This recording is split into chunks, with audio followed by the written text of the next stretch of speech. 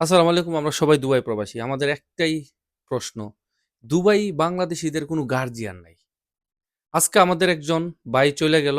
৬ মাস হইছে একটা গ্যারাজ কিনছে। মানে গাড়ি-গুড়ি ঠিক করার। হঠাৎ কইরা তার ভিসাটা ক্যানসেল হইয়া গেল। মানে ভিসা রিনিউ হইল না। কি জন্য হইল না? এই কথাটা কারো কাছে জিজ্ঞেস করার কোনো জায়গা নাই। এখন আমাদের প্রশ্ন হইলো বাংলাদেশের মধ্যে কি এরকম কোনো ব্যক্তি নাই যে আমাদের যারা দুবাই আছি আমাদের পক্ষ হয়ে জিগাইবো যে আসলে এই সমস্যাটা কি কোনো না কোনো সমস্যা তো আছে। এখন এরকম যদি চলে কিভাবে? আচ্ছা আপনি এই ব্যাপারে কিছু কোন তো জনাল ভাই। না, এই ব্যাপারে তো হয়তো আমাদের যারা প্রবাসী যারা আছি, ওদের জন্য তো একজনের গাইড যারা দরকার আছে। একজনের গাইড যারা দরকার আছে। মানে আমরা কোন জায়গায় যাইবো? এই জিনিসটা তো আমরা খুঁজে পাইতেছি না। হয়তো আমাদের প্রবাসী লোক একজন দেশে গেল, অটো ক্যানসেল হয়ে গেল। এরকম হয়ে থাকলে আমরা কি করব? আমরা কোন জায়গায় যাইবো? এটার জন্য হয়তো আমাদের বাংলাদেশ সরকার একটু সহযোগিতা করা দরকার। অনুরাধের পিছনে হুম। কথা কন। একটা লোক ছুটিতে গেল, আইতে পারতো না, হঠাৎ করে ক্যান্সেল হয়ে যাবো গা। এটা খারাপ কিনা ভাই? খারাপ ভাই, হ্যাঁ? খারাপ। তুমি যদি ছুটিতে দেশে যাও হঠাৎ করে এটা দেখার জন্য কোনো কিছু লোক থাকার দরকার কিনা? থাকা দরকার। হ্যাঁ? আচ্ছা তুমি মনে করো ছুটিতে গেলা, তুমি হঠাৎ করে এয়ারপোর্টে এসে দেখলে তুমি ক্যান্সেল হয়ে গেছে, কেমন লাগবে এটা? এর মনটা বহুত খারাপ লাগবো। আমাদের সরকার দেখার বিষয় এটা, বুঝছেন? আমাদের সরকার লাজম দেখার বিষয় এটা।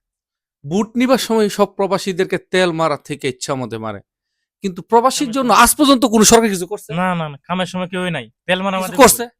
কিছু করে নাই। প্রবাসীদের জন্য কি করছে এটাই তো আমরা খুঁজে পাইতেছি। আচ্ছা এই যে তোমার কাছে আমার একটা প্রশ্ন, প্রবাসীদের জন্য সরকারে আজ পর্যন্ত কিছু করছে? আমার দেওয়া মতো নাই।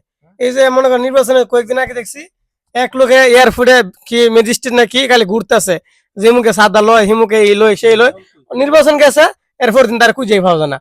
কে সে, কিসের জন্য ঘুরতো? অবশ্য আমাদের প্রবাসী এই দিনে আমি দেখলাম এই যে ওখানে যে দারোয়ানরা তাদের কাছে মার খেতেছে। আমরা যদি বিদেশে তাই ফ্যামিলি সাইরে দিয়া এই দেশে কষ্ট করবো আবার নিজের দেশে এয়ারপোর্টে যাইয়া মানহানি হমু, ইমুক কষ্ট হিমুক কষ্ট এত কিছু কইরা যদি হয় তাহলে কেমনে থাকবো আমরা? একবার আমার বিদেশ মানে না করার দরকার, দেশে কোনো কিছু করবো চুরিদারি করে খাইবো এক একজনে।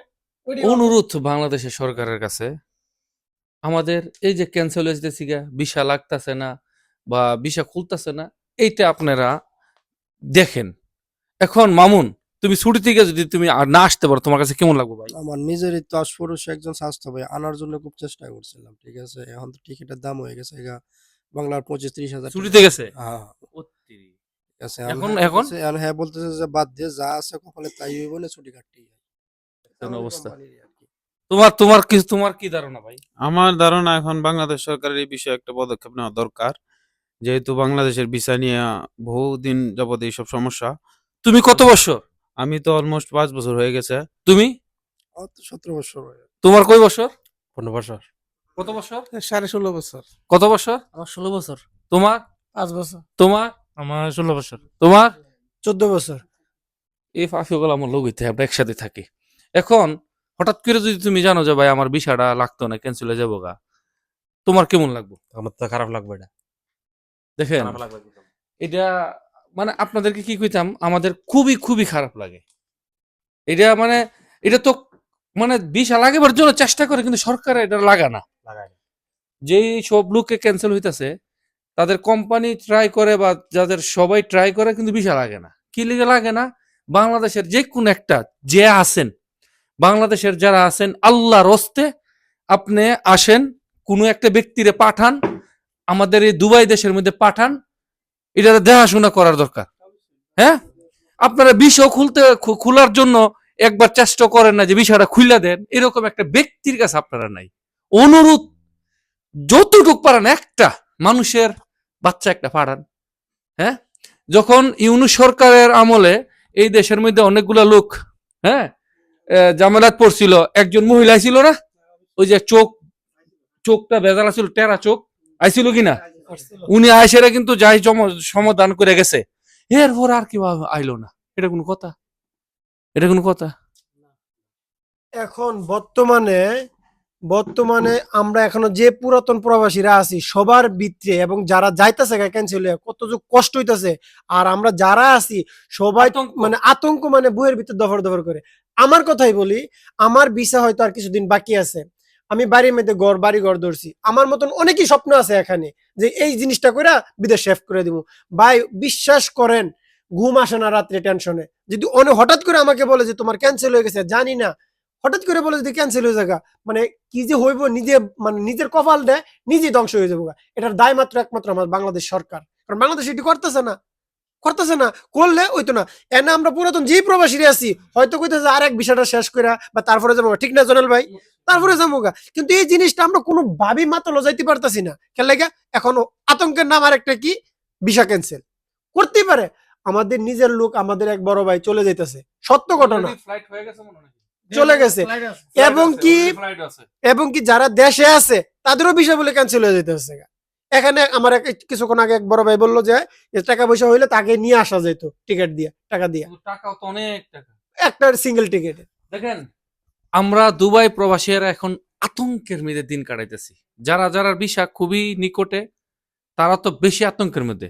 হঠাৎ করে খবর পাওয়া যাবে ভিসা লাগে না, হঠাৎ করে খবর পাওয়া, যারা বাংলাদেশে আছে তারা তো আরো বেশি আতঙ্ক। আরো বহুত ধরনের সমস্যা আছে। এই যে আমাদের বাংলাদেশে পাসপোর্টে নামের সমস্যা, আইডি কার্ডের নামের সমস্যা। আমার এক বড় ভাই কিছুদিন আগে পাসপোর্ট করছে, তার ওইটাতে সমস্যা ছিল, এলো নতুন করে আনছে, ওইটাতে সমস্যা। আবার ওইটা সমাধান করতে গেলে বাংলার 50 থেকে 1 লাখ টাকা চায়। তো এটার জন্য দায় কেডা? এটা কি আমি ভুল করছি নাকি আমরা সঙ্গে করবো? আপনারা গভর্নমেন্ট দেয় না বাংলাদেশে। বাংলাদেশের সরকারকে একটা অনুরোধ করে দিয়ে আপনার একটা চান্দা ফালান, যে যারা বিদেশ করবো মাস শেষে এত টাকা দিতে হবে। আপনার এই ঘুরে এগারে টাকা টুকা নিয়ে আমাদের থেকে নাকি, এই ঘুরে এগারে না নিয়া একটা চান্দা ফালাই দেন যে আপনারা মাসে এত টাকা করে দিতে হবে, বিদেশ থাকতে গেলে, নাহলে আমরা থাকতে পারতাম না। আপনারা কি করেন, ঘুরে খান, ওই আইডি কার্ড বানাইতে গেলে টাকা খান, আইডি নাম বানাই দিছেন। আমার আইডি কার্ডের নাম হয়েছে একবারে সত্যনাশ। আমার আইডি কার্ডের নামটা শুনলে আপনারা আসবেন যে এটা কেভাবে আইডি কার্ডের নাম বানা। হ্যাঁ, আমার নাম হয়েছে মোহাম্মদ কাউসার বুইয়া, আমার আইডি কার্ডের মধ্যে দিছে কুসার বুইয়া।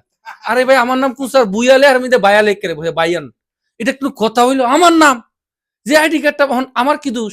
আইডি কার্ড বানাতে গেলে আপনারা টাকা খান, পাসপোর্ট রিনিউ করতে গেলে টাকা খান, ভিসা মানে আমরা থেকে ঘুরে টাকা না খায় কোন এত টাকা চান্দা তো একবার আমরা দিয়ে দিই। বাবা, আমরা বহুত ঝামেলার মধ্যে আছি, ভিসা নিয়ে আতঙ্কের মধ্যে আছি। যদি বাংলাদেশের কেউ থাকেন, আল্লাহর রস্তে আপনাদেরকে হাতে পাও ধরে কই একটা কিছু করেন, প্রবাসী দুবাই কেউ ফাড়ান। আমাদের ভাগ্য এখন বাংলাদেশ সরকারের হাতে।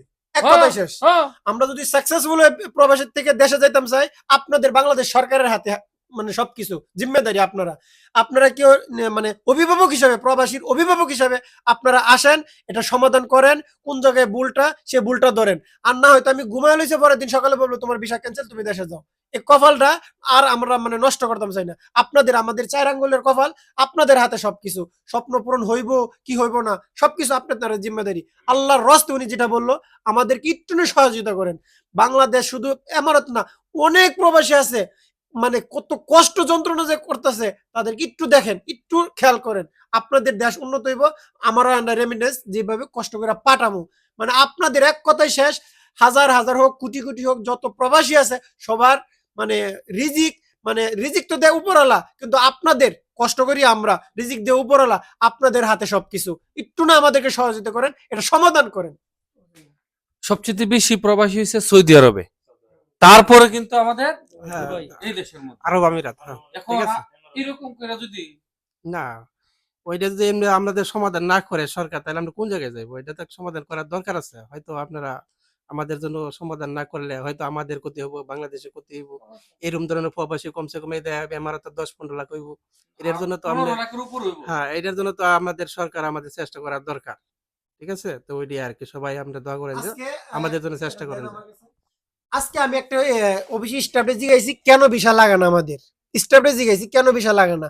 উনি আমাদেরকে বললো কি জানেন, যে আইডি কার্ডের মধ্যে, উনি যে কথা বললো বাকিটা জানি না, আইডি কার্ডের মধ্যে নাম ভুলের কারণে, একটু আগে যেটা বললেন আপনি, আপনার নাম এটি এ ভুলের কারণে মানে হইতে পারে। স্টাফে যেটা বললো আর কি। দেখেন, যদি আপনাদের বিবেকের মিদে আমাদের এই কথাগুলা দেখেন, আমরা সকল দুবাইয়ের পক্ষে হয়ে, দুবাই প্রবাসীদের যারা যারা আমরা বাংলাদেশি এরা দুবাই আছি, সবার পক্ষ হইতে আমাদের এই কয়েকটা মানুষ কথা বলতেছি না, আমরা সকল প্রবাসীদের পক্ষে কথা বলতেছি। এই কথাটা শুধু আমাদের না, এটা আমরা এই 8-10 জনের না, এটা 8-10 লাখ 12-15 লক্ষ প্রবাসীদের এই একটাই দাবি, 2-1টা লোক পাঠান, আমাদের এই সমস্যাটা সমাধান করে দেন। আপনারা এরকম ভাবে বাংলাদেশের মধ্যে থাইকেন না, সরকারের কাছে সরকারের মাধ্যমে পাঠায় জিজ্ঞেস করেন তাদেরকে সমস্যাটা কি, তারা যদি সমস্যার রাস্তা দেখাইতে সমাধান করে এলাম আমরা। এখন আপনারা ওই বাংলাদেশের মধ্যে পোলাও মাংস কোরমা খাইবেন, আর আমরা এখানে আতঙ্কে দিন কাটাই, এটা হইতে পারে না। আমার বাংলাদেশ সরকারের কাছে এবং যত প্রবাসী আছে সবার পক্ষ থেকে আমি সরকারের কাছে হাত জোর করে অনুরোধ করতেছি, কত যে কষ্ট আমরা করতেছি এবং যে হঠাৎ করে যদি শুনি যে আমার ভিসা ক্যান্সেল হয়ে গেছে, আমার দেশে বউ বাচ্চা আছে, মা বাপ আছে, কতটুকু যে কষ্ট হইব। মানে শুধু আমার না, হাজার হাজার লক্ষ লক্ষ প্রবাসী আছে না ভাই? সবার একটা স্বপ্ন আছে, সবার হইয়া আমি আপনার সরকারের কাছে, বাংলাদেশ সরকারের কাছে হাতে ধরি পায়ে ধরে অনুরোধ করতেছি, আমাদেরকে একটুখানি দেখেন কি সমস্যাটা হচ্ছে, ভিসা কেন ক্যান্সেল হচ্ছে, কোন জায়গায় প্রবলেম, সেই জায়গাটা শেষ করেন।